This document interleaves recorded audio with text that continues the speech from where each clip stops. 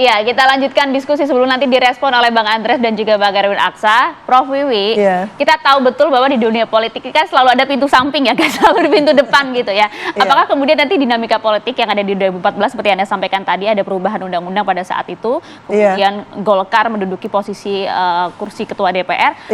Dinamika seperti ini akan terjadi juga nggak kalau Anda lihat dengan situasi politik saat ini? Konteksnya beda. Ya, di 2014 itu memang koalisi yang dibangun oleh Golkar dengan Gerindra dan beberapa itu besar. Sangat besar. Sementara Pak Jokowi didukung partai yang tidak terlalu besar gitu. 4 partai waktu itu. Iya, itu mungkin di bawah 50 ya, jauh lah. Maka memang kalau partai itu kan pamer kursinya. Di DPR itu mana yang banyak, baru dia leading dan sebagainya. Merasa sudah kehilangan pilpresnya, pastinya kepingin duduk sebagai istilahnya itu di DPR, di legislatif. Maka untuk mengimbangi gitu ya. Lah itu yang luar biasa ya menurut saya waktu itu. Ini yang berbeda dengan konteksnya sekarang. Sekarang koalisi yang dibangun oleh Golkar dan Gerindra itu termasuk koalisi yang memenangkan pilpres, katakan ya, jangan mendahului takdir dulu. Saya dimarahin nanti oleh publik itu. Katakan seperti itu. Maka alasan apa gitu yang akan dikejar oleh koalisi 02 untuk menduduki di DPR? Toh tipis kok ini sebetulnya, maka ditunggu saja. Dan ini suara realcon kan belum 80% ya, baru 60-75 ya, sekitar itu. Jadi masih ada peluang-peluang karena Golkar menyebar kan gitu ya, khususnya di luar Pulau Jawa itu menyebar, suaranya luar biasa sebetulnya. Lah ini apakah ini kebangkitan yang sebenarnya dari Golkar gitu? Lah memang ada konteks-konteks tertentu ya, partai-partai itu rebound gitu ya, seperti PDI Perjuangan. Apakah ini waktunya gitu ya? Iya, PDI Perjuangan kan luar biasa. Tahun 99 menang dia. 2004 baru kalah. 2014 menang lagi. 2 kali menang, 2019 juga menang gitu.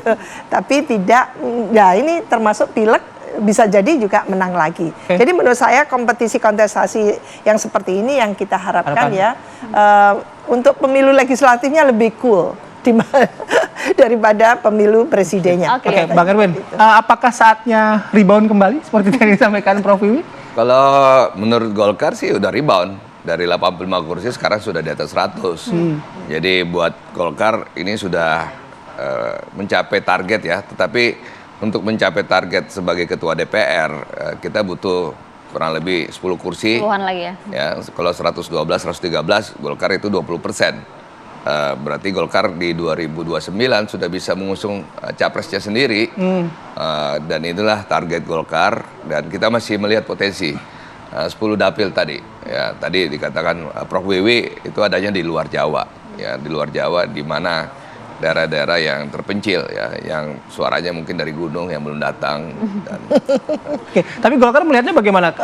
Perbedaan tipis antara PDIP dan Golkar ini kan kalau kita lihat dalam konteks pilpres, dua pihak yang sebenarnya berseberangan juga ketika mengusung capres dan cawapres gitu. Nah, Anda melihatnya tuh dinamika politik seperti ini seperti apa sih? Ya, saya kira bahwa Golkar berhasil melakukan transformasi lebih awal.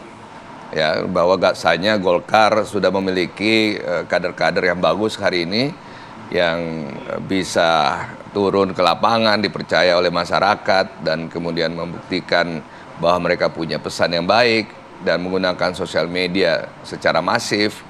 Bahwa Golkar di 2024 ini betul-betul menggunakan politik secara modern, ya, menggunakan parameter yang baik, menggunakan data yang baik, dan caleg-calegnya bagus-bagus.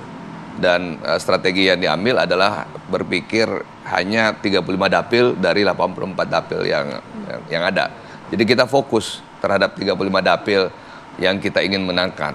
Jadi inilah kunci juga bahwa kita harus fokus dalam setiap pemilu. Kita nggak bisa urus 84 profesi semua. Ya, kita hanya berpikir dapil-dapil yang kita anggap berpotensi dapat kursi. Dan juga sudah sesuai dengan target begitu ya. Oke, Bang Andreas. Ini yang bicara kan ketua pemenangan. Jadi langsung. Jadi valid. Konkret, datanya valid gitu ya. Oke, Bang Andreas. Valid juga tidak sih perhitungan internal untuk suara pileg di PD Perjuangan? Karena tadi disampaikan oleh Bang Edward Aksa cukup optimis karena kita justru menguasai kursi-kursi atau juga suara di luar Pulau Jawa yang harga kursinya tak semahal di Jawa gitu loh, Bang.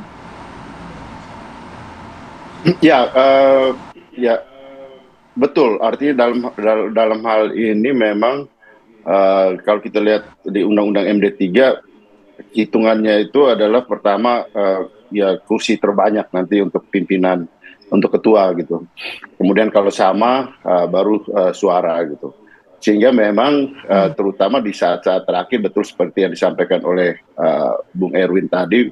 Ya sekarang orang melihat itu mengintip di dapil masing-masing gitu, mengintip sambil melihat kemungkinan peluang-peluang untuk ya meraih kursi dari ya kursi ketiga, kursi keempat, kursi terakhir gitu. Dan di situ memang benar selisihnya itu sedikit gitu. Ya oleh karena itu memang banyak juga ya kita lihat di lapangan tuh operasi sana, operasi sini. Saya di kampung jadi kita bisa tahu gitu gimana pergerakan operasi-operasi khusus gitu untuk menambah, mengurangi, menggerus dan yang lain-lain gitu. Itu ya udah dari pemilu ke pemilu. Nah yang harus kita jaga, yang tiap partai pasti mengawal, di samping mengawal suaranya juga harus menjaga jangan sampai terjadi operasi-operasi yang menambahkan ke sana, mengurangi ke sini, menggerus sana. Kita lihat sekarang juga ada partai yang begitu berambisi untuk masuk di 4% ini. Wah itu juga tiba-tiba aja melejit jadi di atas 3% gitu. Saya lihat tadi malam kita juga hitung dalam waktu sekian terjadi penambahan luar biasa gitu di suaranya sehingga melewati 3%, 3, berapa sekarang saya tidak perhatikan persis. Tapi disitulah situasi terakhir ini gitu.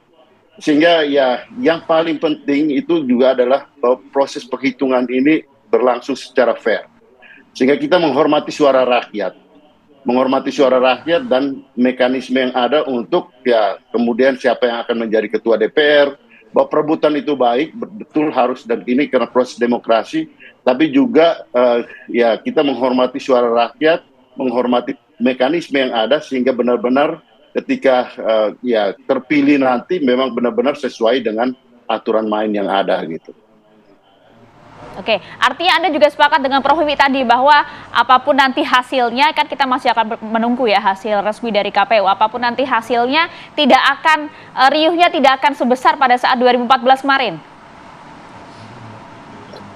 Kalau 2014 itu apa ya, saya tahu karena proses itu terjadi, ya istilahnya ya dalam tanda petik mengambil dari apa yang sudah ada, aturan main yang ada dirubah hanya untuk supaya PDI Perjuangan tidak jadi ketua DPR waktu itu gitu.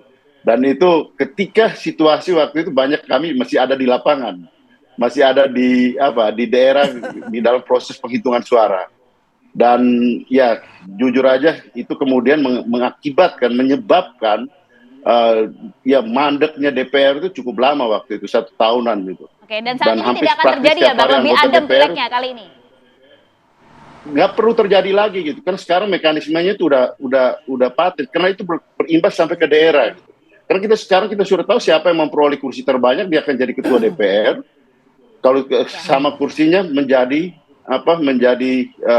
ya dihitung berdasarkan suara terbanyak. Karena itu akan berpengaruh ke bawah juga gitu. Di daerah itu lebih riskan lagi gitu. Karena seringkali selisihnya itu hanya selisih kursinya sama, selisih suaranya sangat sedikit. Nah kalau itu dirubah lagi seperti itu akan terjadi kemandekan di DPR dari pusat sampai ke daerah. Nah saya kira ini dan itu artinya menunjukkan juga bahwa ya proses demokrasi kita ini ya untuk apa gitu kita melakukan pemilu hanya untuk memanipulasi aturan untuk sehingga ya bisa menjadikan sesuai dengan apa yang diharapkan oleh kekuasaan. Oke, baik. Saya ke Bang Erwin. Mungkin ini juga tidak hanya concern dari PDIP, Golkar, tapi semua partai begitu ya. Soal operasi-operasi tadi kata Bang Andre di lapangan yang menjelang last minute gitu, menggerus suara dan lain sebagainya. Nah, memastikan gitu, Bang Erwin, bahwa setiap partai itu memperoleh haknya masing-masing sesuai dengan suara yang diberikan oleh masyarakat, gimana? Ya, kita juga sama, kita bukan operasi, kita mengawasi. Jangan sampai suara Golkar kemudian angkanya hilang satu gitu. Satu pun sangat berharga, toh? Satu pun sangat berharga, jadi kita mengawasi semua teman-teman karena teman-teman kan semua menghitung dirinya sendiri. Kemudian kita gabungkan dengan semua caleg dan juga suara partai. Jadi Sirekap ini kan tidak se-update yang kita perkirakan. Jadi kita harus mengambil data juga dari lapangan dan menggabungkannya dengan data-data yang dimiliki oleh DPP. Kalau sampai hari ini yang seperti saya katakan, kita masih ada potensi 10 dapil tambahan, 10 kursi tambahan dari 10 dapil. Jadi mudah-mudahan kalau itu bisa terjadi, Golkar bisa mendapatkan kursi terbanyak di 17-an. bisa 13-14 kurang lebih. Jadi mudah-mudahan kalau itu terjadi kita bisa mendapatkan kursi terbanyak di DPR nanti. Oke, baik. Habis ini saya mau nanya ke Prof. Wiwi, kalau misalnya PDIP dapat kursi terbanyak, apa yang akan terjadi? Kalau Golkar mendapatkan kursi yang paling banyak, apa yang akan terjadi nanti di parlemen? Sesaat lagi ya, kami akan kembali.